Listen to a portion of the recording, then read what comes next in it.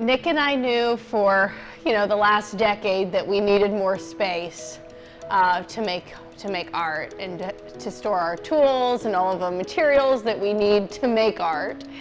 And it had sort of been a childhood fantasy of both of ours to have a backyard studio. And about 3 years ago, we started preparing to make it happen. So yeah, the idea was to be able to have everything, all in one space, where we could have it organized.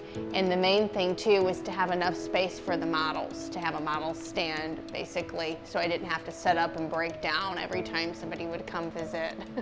That I could have kind of a permanent staged area that could just be, where the models hang out. My whole life I've just always been a painter.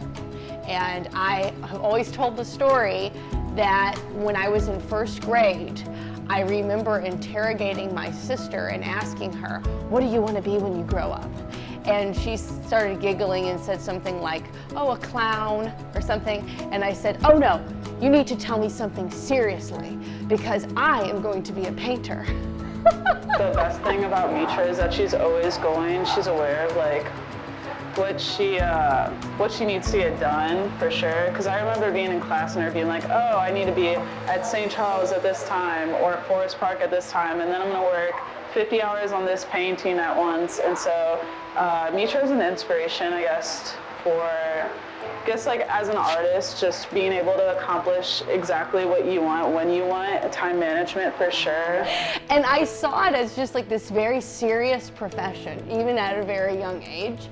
And, so in a lot of ways, knowing what I wanted to do with my life's, pursuit of the profession of being an artist, has been great, because I've been working toward this goal my whole life.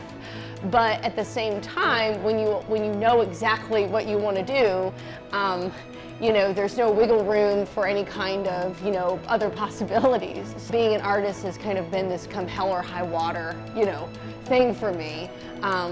But inevitably, it is just who I am. I mean, I think like a painter, everything, when I look at the world, everything in the world is kind of like a painting to me. It's sort of an illusion, and it's a beautiful illusion.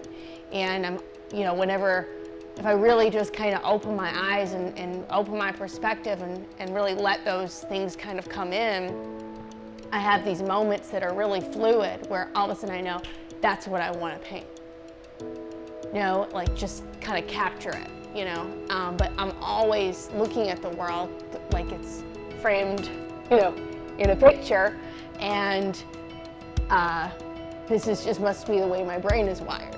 I think it's just awesome to see her work and actually, see how many pieces she has, and obviously she totally deserves a studio. I mean, you can see how hard she works, and it's obviously stuck with me. I still, think about her work, and I'm glad I get to keep up with her. The whole project would have never happened if the neighborhood association and the neighbors hadn't have been so supportive, because to build a second-story addition onto the garage in the city, you have to have, approval from your neighbors, and then you have to essentially prove that, it's going to be a space that's used and not something that's just rented as an Airbnb, because we sit on a single-family lot.